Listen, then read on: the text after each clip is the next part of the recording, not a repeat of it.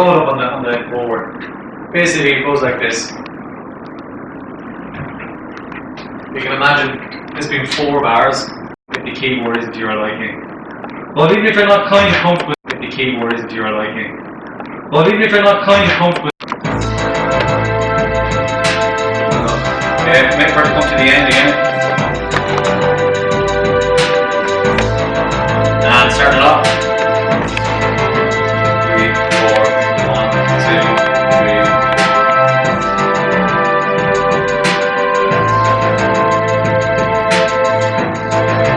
Okay, so that look then.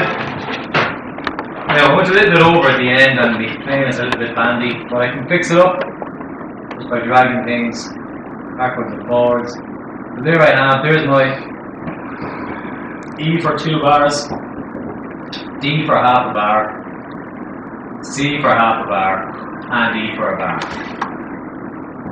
So then I'm just going to drag brackets around that, and that's my second part. Now, if you want, you could just go, okay, where's E? You know, you have, first of all, you make sure you have the there's E, goes for 2 bars.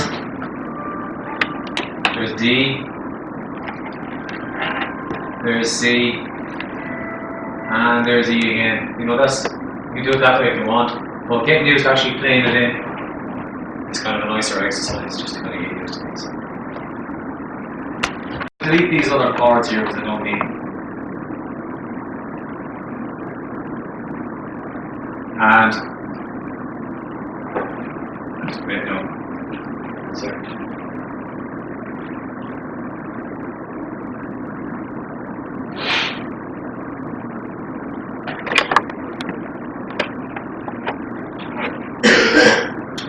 Now, how you create a scene is okay, just there, yeah. Just right away. Okay. A moment, yeah, quickly create, or sorry, edit. Oh yes, create scene. See, capture and insert scene. See, all of the clips are copied to a new line. And the reason for that is previously to that. See the way they all have play buttons on. Now what I'm going to do is I'm going to stop all clips. See the way, like I can press play on everything in a row with these buttons over here? Well, if I press the stop button here, it stops everything on the whole session view. So, scene number 1 is just drums. So, here's the drums. So, I'm going to want the scene to be down here. So the scene goes underneath wherever this white selection line is. See the selection line? Now if I go create scene, capture and insert scene. Right, there's my first scene there. So the next thing to come in is the bass. And I want it to go in underneath the drums. So clicking there, there's my white selection line. Capture and insert scene. See where it's underneath that? Okay, scene 3 is drums, bass and lead. Okay, capture and insert scene. Oops. Yeah, capture and insert scene. And after that then the chords come in. Now, it doesn't matter if it's playing or not, as long as the play buttons are on. I'll go capture and insert scene. And then after that, the top string with the pitch bend. Again, I want it to be underneath these ones. So first thing I do is I click here to get this white line down. I'll capture and insert scene. Then I want this one to be next. I go capture and insert scene again. So there's my first top string, second top string. And then I'm just working backwards. So there's my scenes. I'm just going to rename them and recolor them.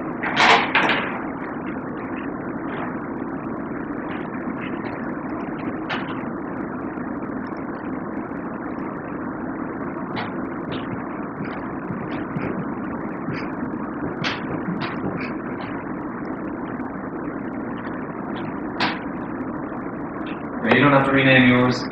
I'm just doing it to kind of keep it nice and handy.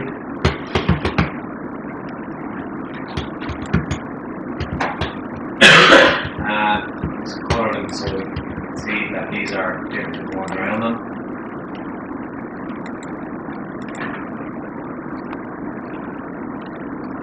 Okay. So now I'm going to go back to this screen. Remember the stuff I recorded earlier? I'm going to delete that.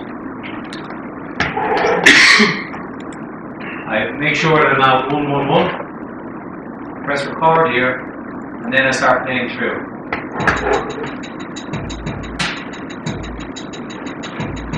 Now, this plays for 4 bars.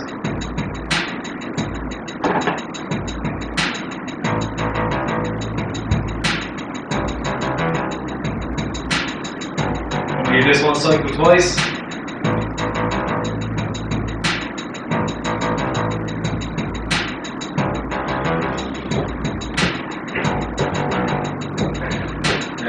Next one.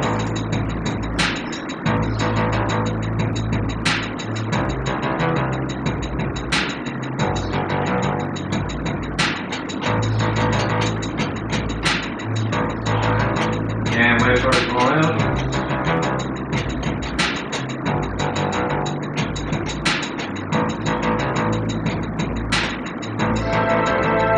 Okay, we're on C4 now, so that's going to basically easy chords.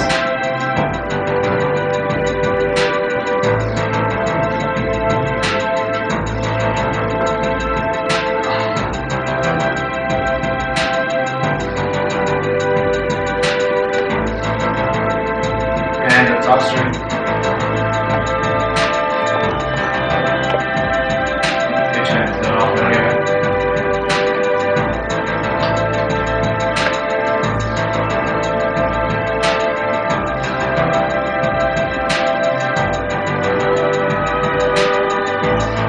The next one.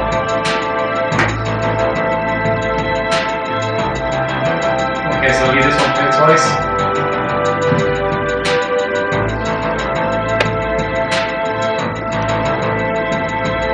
And the next one after this is back to C4. Okay, the trigger just before it's about to come in. So see the way this automatically stops channels that don't stop in it.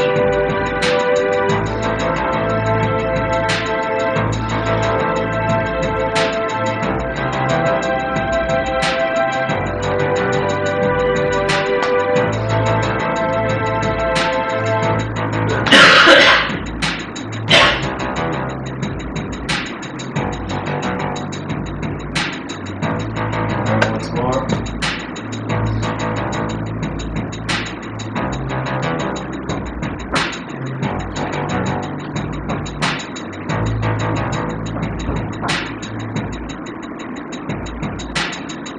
And I can just stop the whole thing when I click this button here.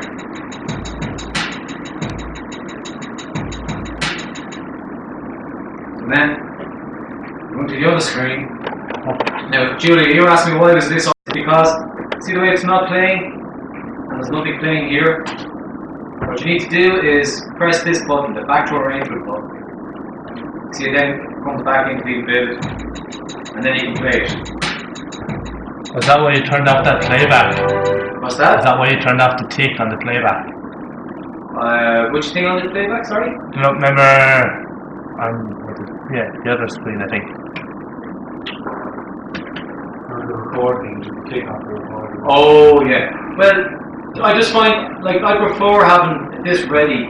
But the tick on the playback record, as soon as you press record, it just starts recording. Yeah. Right. And then you press play on the clip. So what you end up with is this bit of empty space at the start. Oh. And that's always kind of annoying, you know? Right. So this is what you should end up with at the end of it. And it's just under 3 minutes. I mean, if your arrangement is slightly different, grand. You know, it's not having exact science here. It's just basically the techniques involved. You know, can I go back on any part of that? Like, does anyone want me to show how to create the scene? Is it all just 4 bars? Yeah, it's 4 bars and 8 bars. Yeah. You see this kind of. See, there's 8 bars, big change. Or actually, there's 8 bars change. then another 8 bars, this comes in, 8 bars, and so on. The only things that I'm playing for 4 bars are the drums when they're by themselves. Just to kind of keep it moving along, you know? Right. So if I, like say, maybe take this medium. Now, that's all set to kind of 8 bar sections there. So again, to make the scenes go underneath wherever this white line is, and it's whatever's playing. Say if I make a scene with just the top string, I'll just stop everything.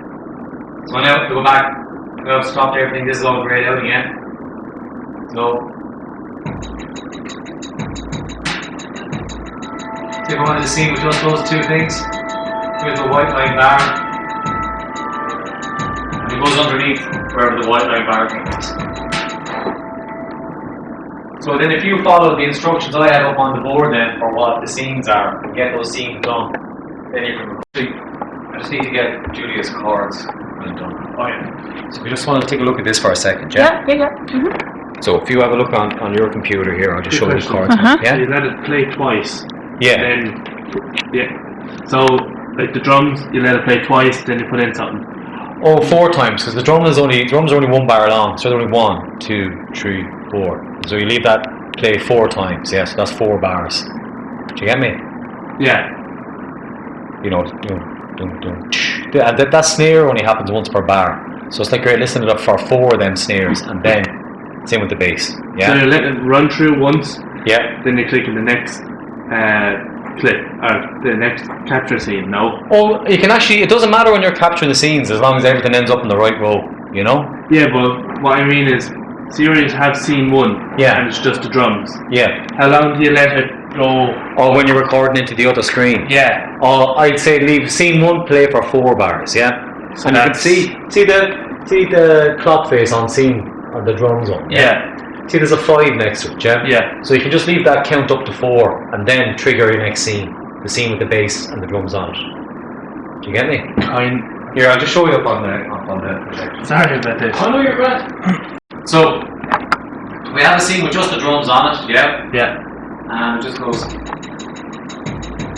1, 2, 3, 4. Yeah, I get you now.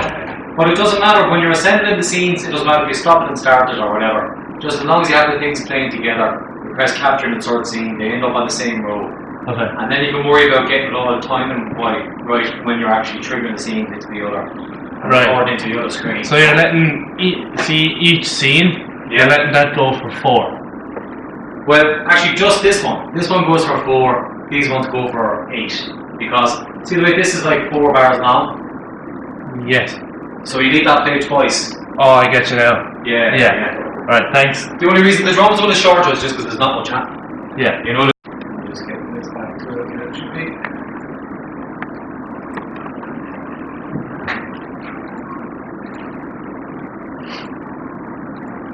Okay, so the baseline part of the start looks like this, yeah? Yeah. And the lead part looks like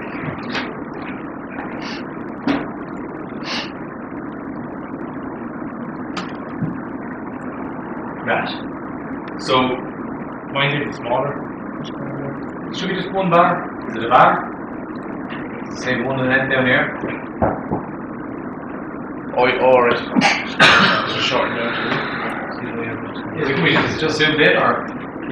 Orange, yeah. I have it there. Okay, so what we want is for these to match what's going on in the chords, yeah? And you see with the chords, what we have is the bottom, 2 bottom notes, like this, the bass part.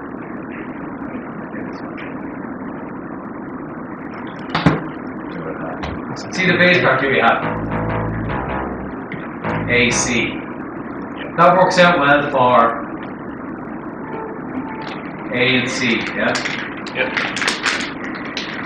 But in the second bar, it should be C, E, and then it should be G, B. What we do is See, this is only 1 bar long, so we need to be 4 bars long so it matches this. This is 4 bars long. So I'm just going to click this, and I'm going to press duplicate loop. So see the way it's just doubled that, and the pattern is doubled. Yeah. If I do it again, I end up with 4 bar of that pattern. So I need to move these notes so they match these ones, and then I need to move these ones so they match the 3rd bar. So to do that, I need to turn off fold, and then I'll just go back here and see what notes are these again. This is C, E. So I'm just going to grab all these and move them up. Okay, that's C, but that's not E. See the way that went on to D. To get that, so that's C, E, that's grand. And then for this one, it's G, E. So I select all these. G. Let's see, this is on, not in the scale anymore either. It needs to be B. See that? I cut, like, if I move one of these notes now, they all move, yeah? So I need to make sure I just have this one selected. So now now that follow, like that's.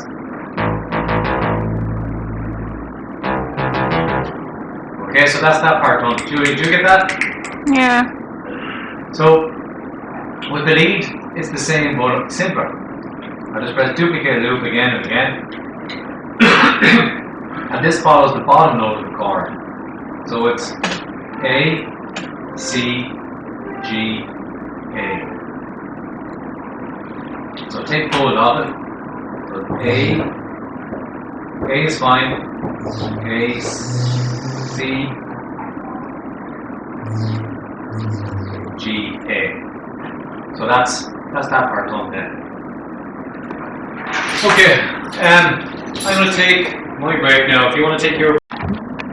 Now this has to see the way I copy this down in 1 bar, yeah? So when I record new one, where I going to keep this recording in a new line? In a new slot, it goes into a new slot there. But you still have to do these steps, yeah, if you want to do the exercise. So which step I have and which step I don't have because I not. Yeah, remember just before the break I showed how you kind of duplicate this twice, and then you do the same with this one, right? So because the bass line follows the chord progression. The chord progression then is the A minor, C, G, A minor. So to get this to follow that, see this is only 1 bar long, and this is 4 bars long, yeah? Now, so you need to duplicate loop. See the way that doubles this in length? And it doubles it again. So basically in the 2nd bar, I want the bass line to be C, E. So there's the 2nd bar, yeah? Now, I'm just going to turn off fold. I'm just going to zoom in there. See the way I can zoom in and zoom out? I'll just click in here, yeah? And so this should be C and D for this one. So I just drag them around that. C. Now this goes up here, but this should be an E, yeah? At the moment it's D sharp, so now it's C, E. So then this one, this should be G, B. So I'll pull that down, so it's G, and then that should be B, yeah? So that's the bass line now matching the chords, and if you hear it, they kind of go with each other. And it's the same then for this. You would duplicate. So this should be A, C, G, A, yeah? So just to exchange? Yeah, you just move to move them, to move. Yeah. A, C, G, E, G. Ага. So it's a dominant septachord. What's that? Dominant septachord. La do mi sol. Yeah. Dominant septachord. It basically follows the same notes. Now I'm going to put this one back the way it was, and this one back. So I'll just let you to try those techniques out because they're important, yeah? So when you have all your scenes made, what do you do? When you have all your scenes made, but you know, from a simple idea like that, you can build more complicated things. And with the MIDI keyboards, maybe some people like to do a quick recording again. So, say this one here.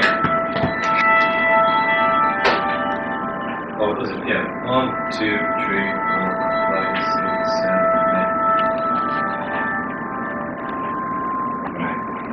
8. I'll just do this again and I'll just show you how to fix it slightly quicker. I'll just stop everything and I'll get the drums going.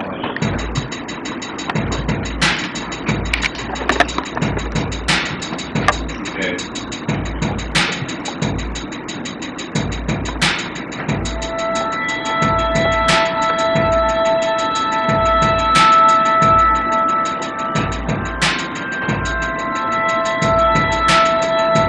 Okay, so here's the notes that I've done up on the screen. And see the way they're just a little bit off, yeah?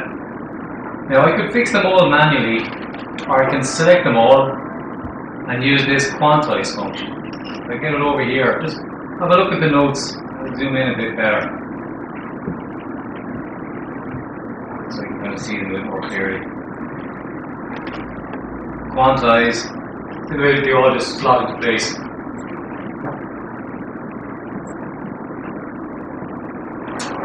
Now, just because you can quantize things to the grid doesn't mean you always should. Sometimes it's nice to have things that are a little tiny bit off. Maybe not in rhythms, but you know, if you've got everything bang on the grid, sometimes it's a little bit mechanical. So I like to leave things, you know, slightly off sometimes. Because if you have a look at, when you're looking at recordings and so on, you'll see that things are a little bit off. Or like say if you had, say if there's a shaker sound going into a track or something. Maybe if the shaker is just played in by hand and you don't fix the quantize at the end of it, it might be rhythmically more interesting than if it's kind of just bang on time every time. Depending on the genre of music as well, I suppose.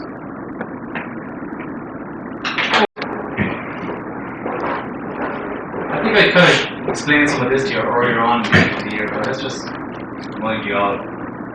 And so in the next 2 weeks, if you could just kind of think of things that you could use. Listen.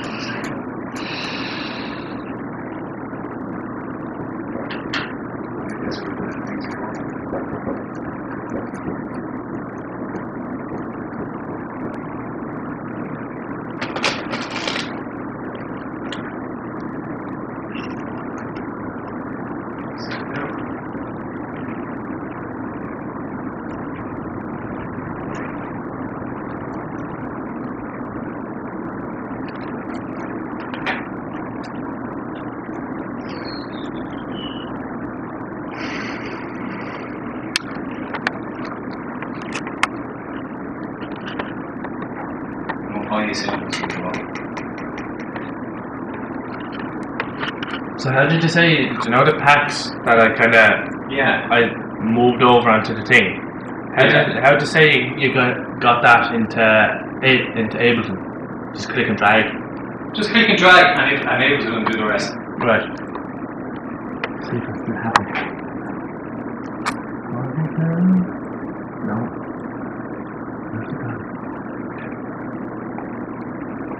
Actually, I'm just going to leave that work away and I'll come back to it, yeah?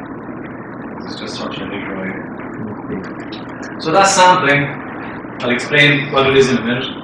And then we have synthesis part 2, which is here's our oscillator section. As you can see, I have square wave, a saw wave. I've had this other one as well called a sub oscillator. It's the same as this one, but it's an octave lower. So if I add them together. Now, let's say if I just stick to this. Now, if I follow it down, here's my high pass filter.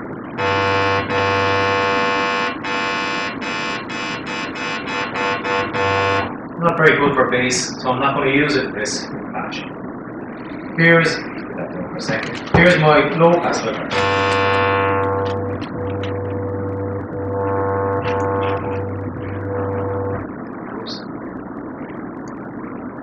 Here's my resonance.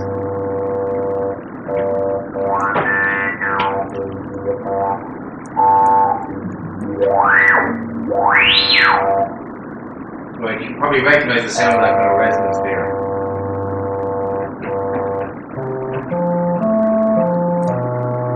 okay, it's a little bit better, but it's a bit more refined than it was when it was just. You know, it's probably going to sit in the mix a lot better, but it's still kind of static. So we go back up to the whiteboard here for a second, and we look at the next element. Swell at the start, and then it kind of tails off as well. So this is where the next two things come into it. One is called, these are like modulators, yeah?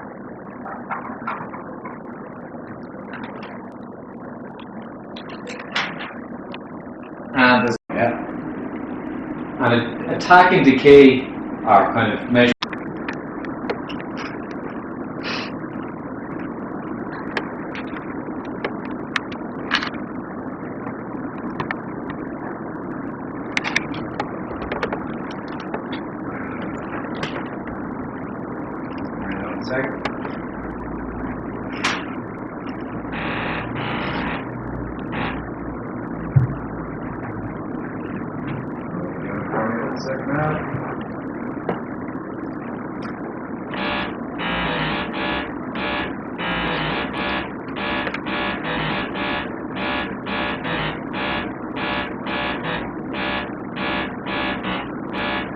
Okay, so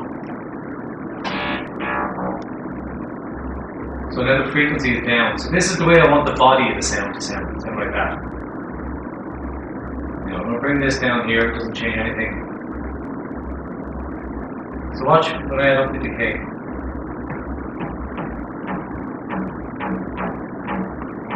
Through the way there's a little bit of the filter open at the start. Is that like a filter?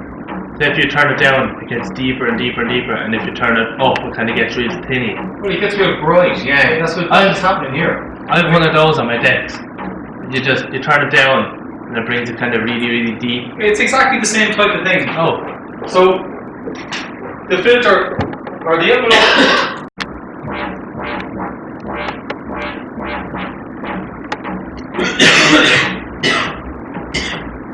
And then this is the overall control for how much the envelope affects the filter.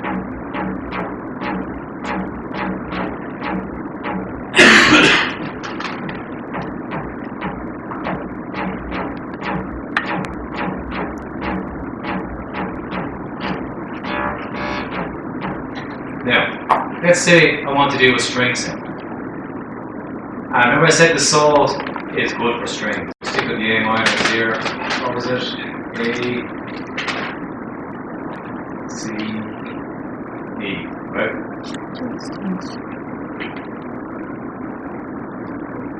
Right, turn off the light again.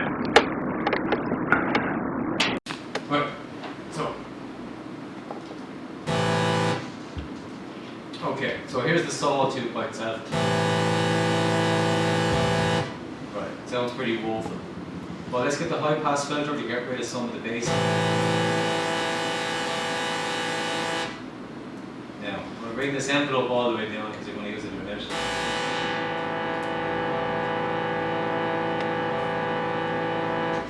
Maybe it all needs to be higher up.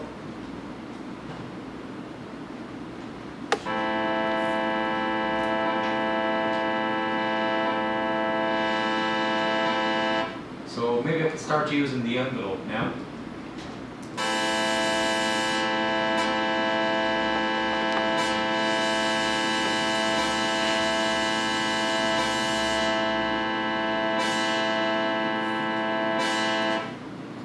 Now, I'm just going to give this some room to breathe.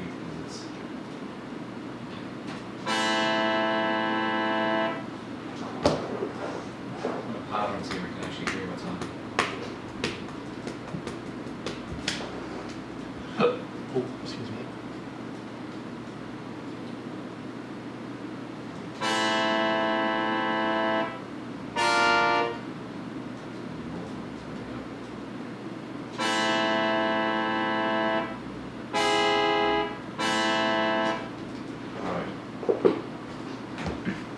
What I'm going to do then is I'm going to switch the envelope so it's also controlling how loud the sound is.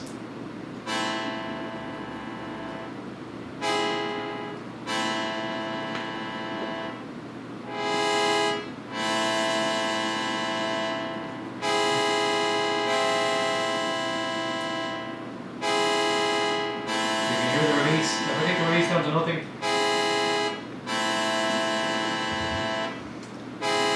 it just stops. Don't the release. No, that goes.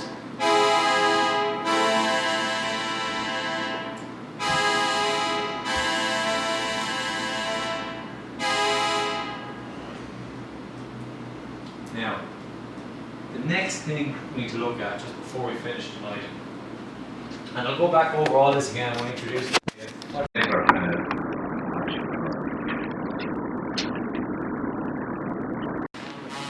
Right, here did the LFO bend in the pitch up and down.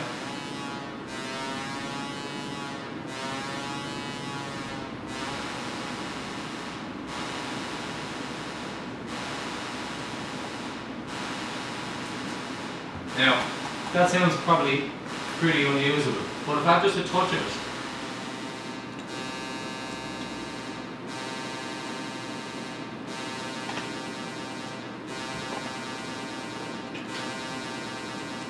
or maybe I go back to my base patch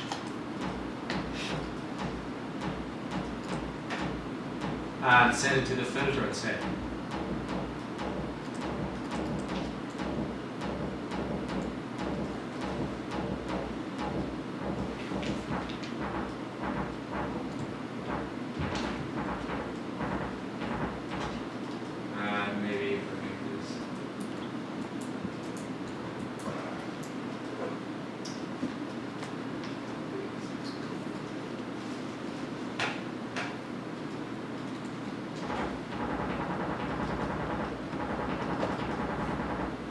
Trying to just get that kind of dubstep bass in.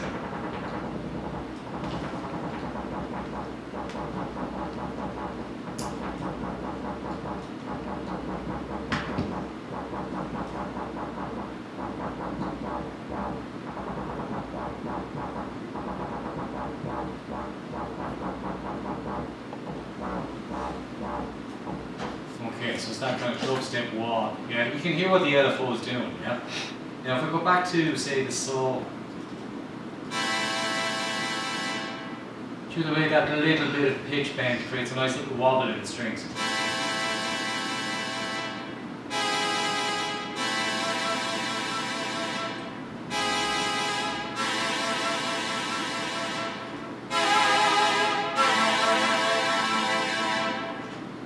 You know, so the little bits of movement is what these things create.